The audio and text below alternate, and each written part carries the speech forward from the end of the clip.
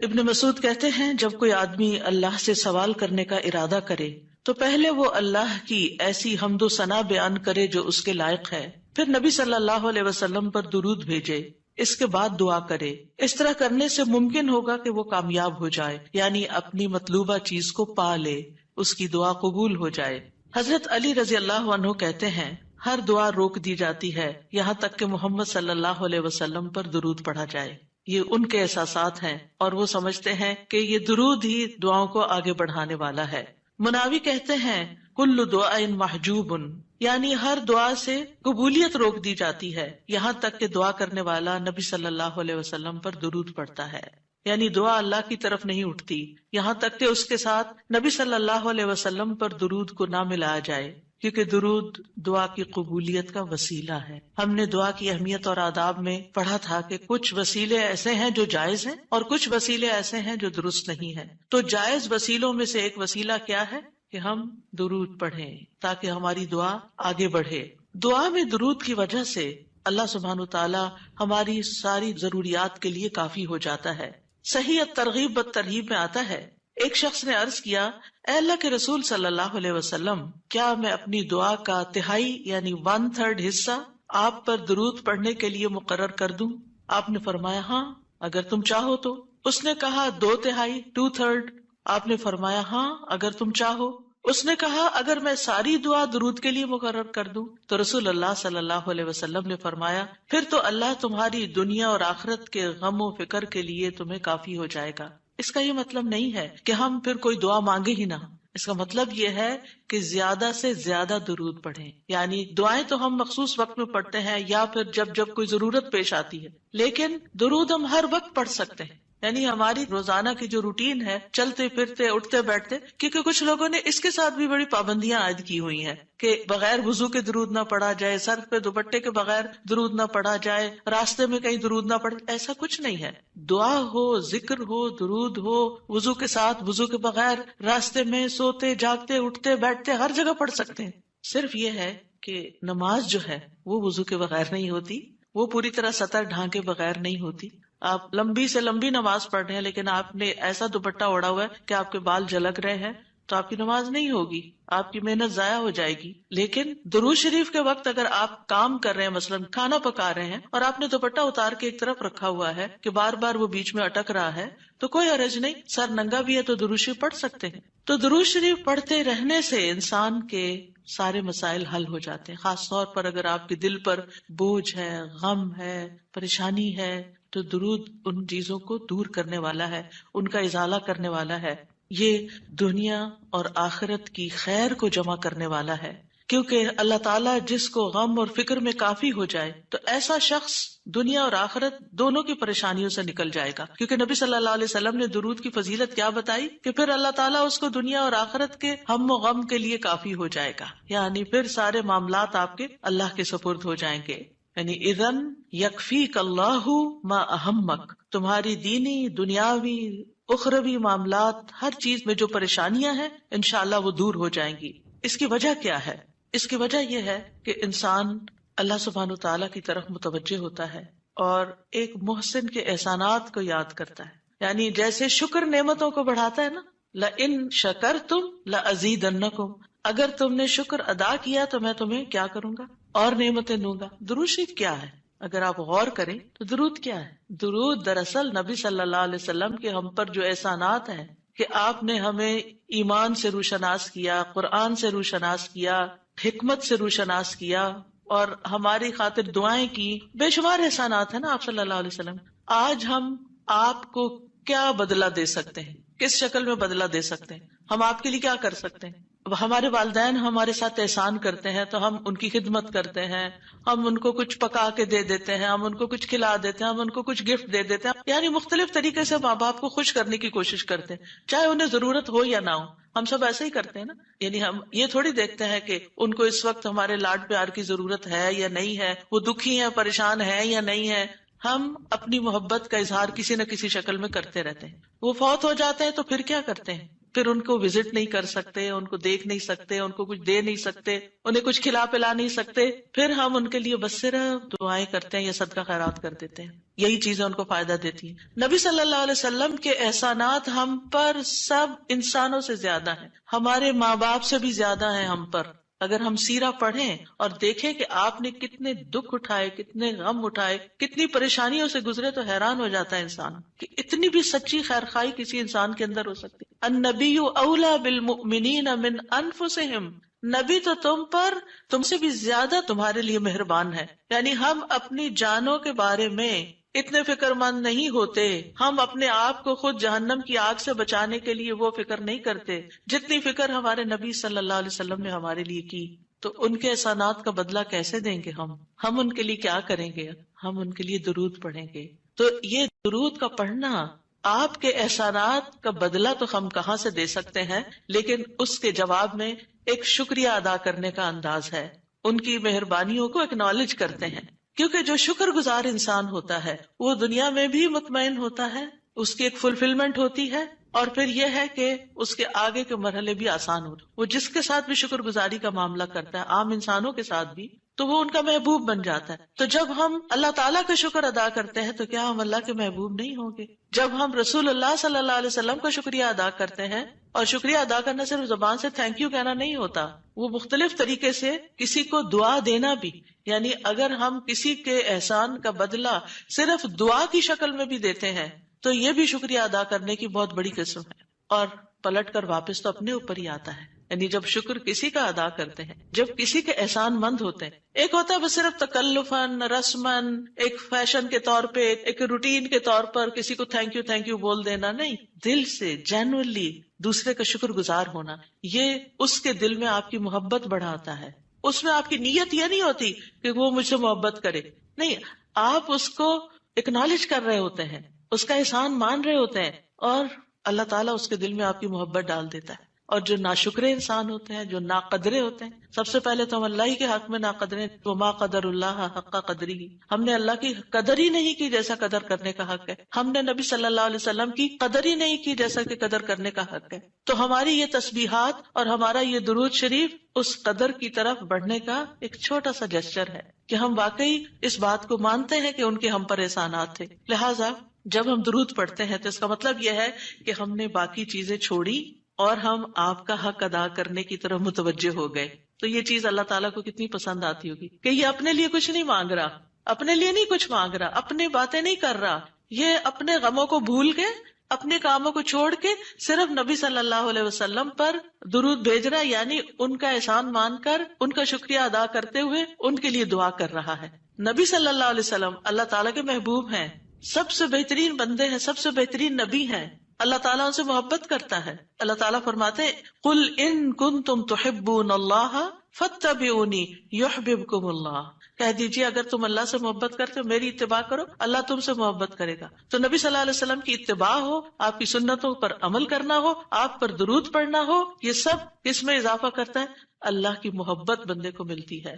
یحببکم اللہ، اللہ تم سے محبت کرے گا. اور اللہ تعالیٰ جس سے محبت کرے پھر اس کی تو بات ہی کیا، سیجعل لہم الرحمن ودا، اس کے مسائل کیسے حل نہیں ہوں گے؟ اس کے مسائل ضرور حل ہوں گے، اس کے غم دور ہوں گے، اس کی پریشانیاں دور ہوں گی. لہٰذا جب ہم اس سٹیٹ میں آ جاتے ہیں تو پھر آپ دیکھیں کہ یہ درجہ اس سے بھی بڑھ جاتا ہے جو ہم اپنے لیے خود کچھ مانگ رہے ہوتے ہیں نا. کیونکہ جب آپ کو کسی سے محبت ہوتی ہے تو آپ اس کے لیے کچھ بھی کرنے کو تیار ہوتے ہیں. یہ تو انسان کا حال ہے، انسان کی محبت ہے نا.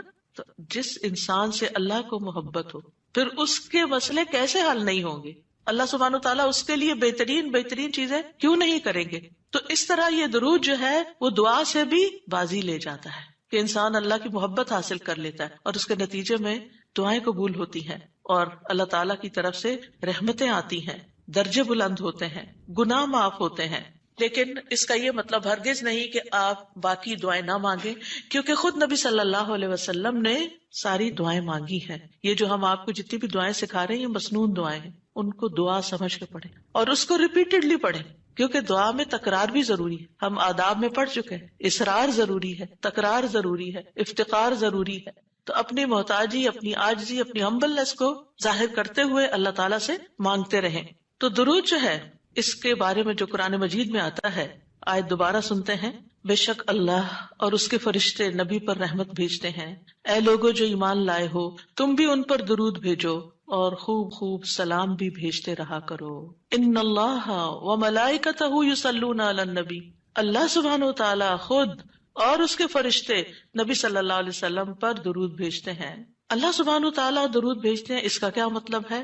یعنی اللہ سبحانہ و تعالی ملائے اعلیٰ میں، آسمانوں کی بلند مجلس میں اپنے بندے، اپنے نبی محمد صلی اللہ علیہ وسلم کی تعریف کرتے ہیں، ان کے بلند مرتبے اور ان کی بلند شان کی خبر دیتے ہیں.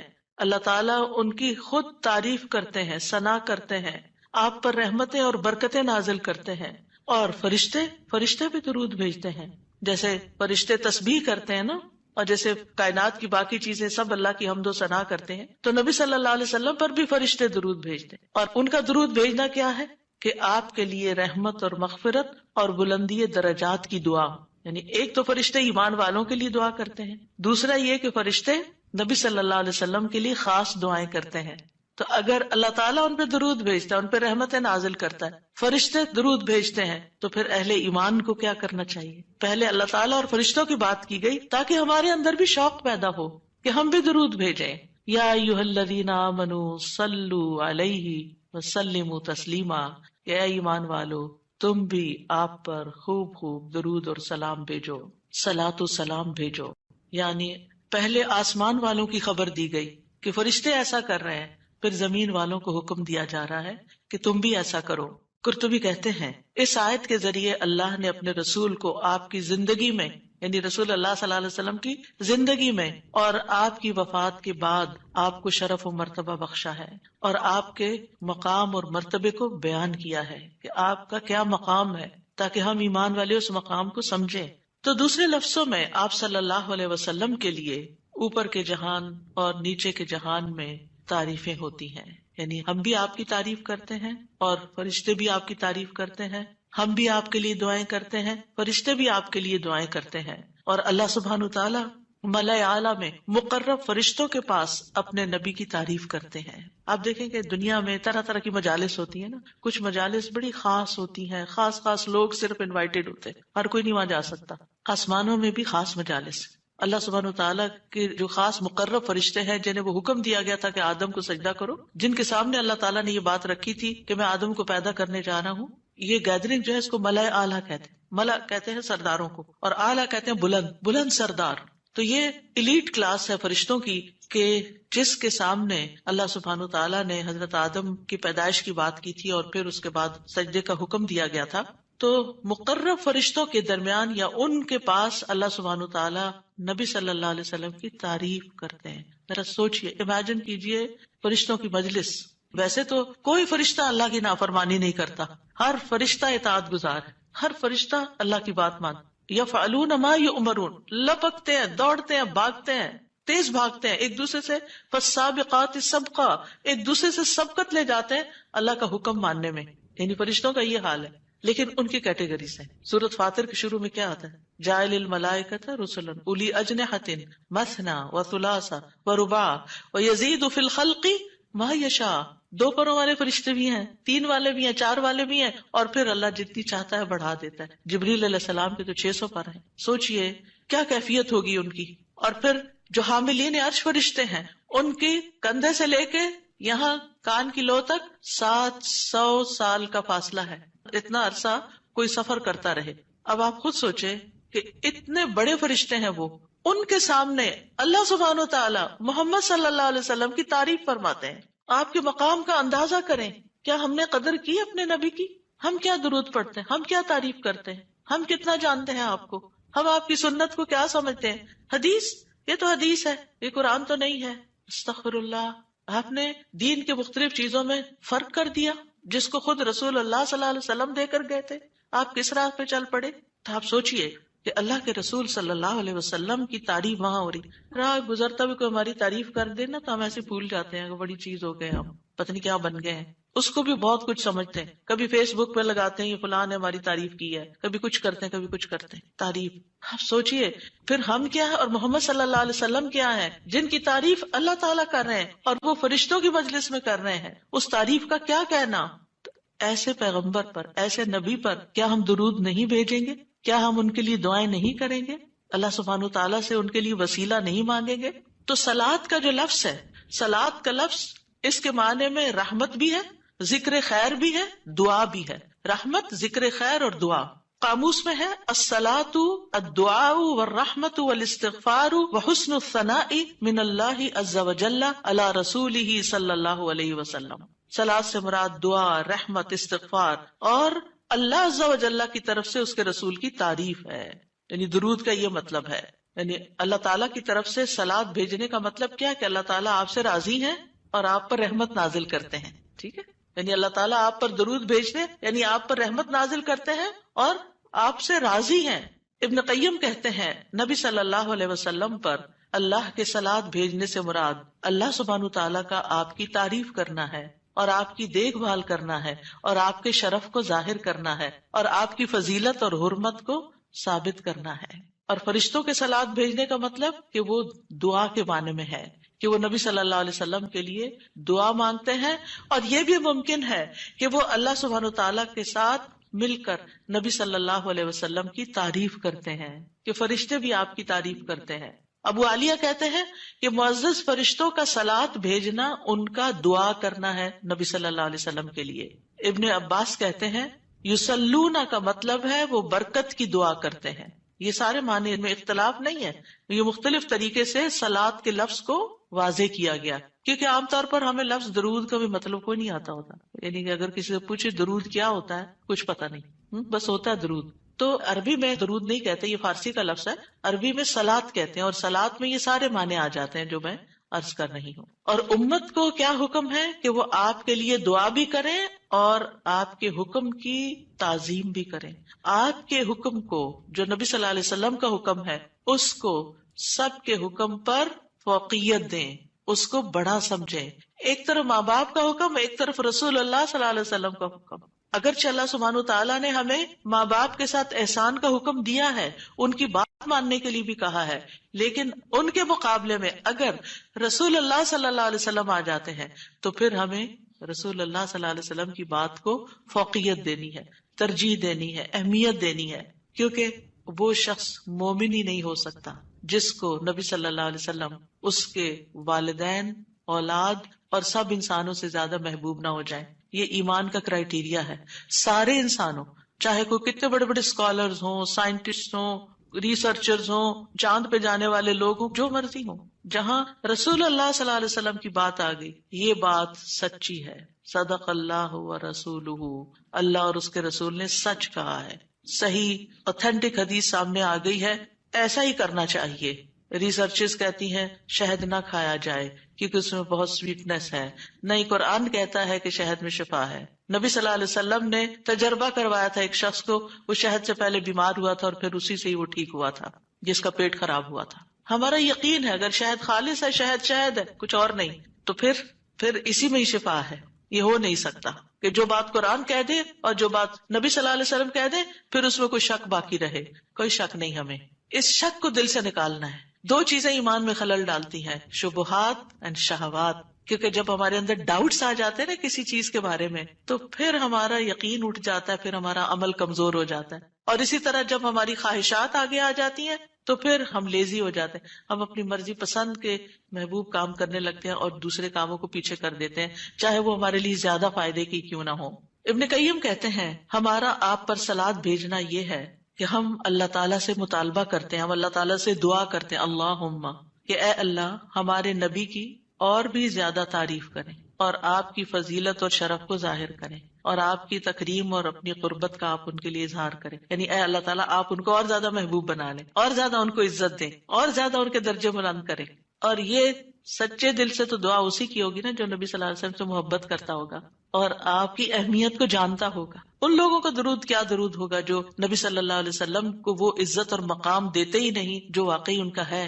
کیونکہ جب تک کسی سے محبت نہ ہو تو اس کے لیے اس درجے کی دعا بھی نہیں ہو سکتی. چاہے دن میں کوئی 10 دفعہ آپ سے کہنا میرے لیے دعا کرو، آپ کریں گے، لیکن اس پیار سے وہ دعا نہیں نکلے گی جس پیار سے وہ دعا نکلے گی جس سے آپ کے لیے محبت. وہ نہ بھی کہ تو آپ اس کے لیے دعائیں کرتے رہتے ہیں. اور پھر یہاں پر اس آیت میں صرف صلاۃ کی بات نہیں بلکہ کیا فرمایا؟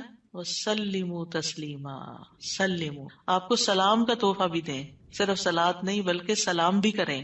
تسلیم کا کیا مطلب ہے؟ کہ آپ پر خیر و برکات نازل ہوں، آپ پر اللہ کی رحمتیں اور سلامتیاں ہوں، اور آپ ہر طرح کی تکالیف اور آفتوں سے محفوظ رہیں، ہر طرح کے نقائص سے پاک رہیں. جب ہم کہتے ہیں نا اللہم سلم علی محمد، درود ویسے تو یوں پورا پڑھتے ہیں اللہم صلی وسلم علی نبینا محمد، تو اس کا مطلب کیا ہے کہ یا اللہ محمد صلی اللہ علیہ وسلم کے لیے آپ کی دعوت میں، یعنی آپ نے جو دعوت دی لوگوں کو اسلام کی طرف، آپ کی امت میں اور آپ کے ذکر خیر میں ہر طرح کی سلامتی لکھ دے، ہر طرح کے نقص سے سلامتی ہو جائے. اور اس طرح امت آپ کے لیے جتنی دعائیں کرتی جا رہی ہے، یعنی جب سے نبی صلی اللہ علیہ وسلم کے بارے میں یہ آیت اتری اور جب سے صحابہ کرام اور پھر تابعین تبع تابعین اور امت کے باقی لوگ ان ساری صدیوں میں آپ کے لیے یہ دعا کر رہے ہیں، ان ساری دعاؤں کے اس درود کے نتیجے میں آپ کا مقام بلند ہوتا جا رہا ہے، ہوتا جا رہا ہے، ہوتا جا رہا ہے. آپ سوچئے کہ اللہ سبحانہ وتعالیٰ کتنا قدردان ہے. نبی صلی اللہ علیہ وسلم نے اپنی نبوت کی مختصر زندگی میں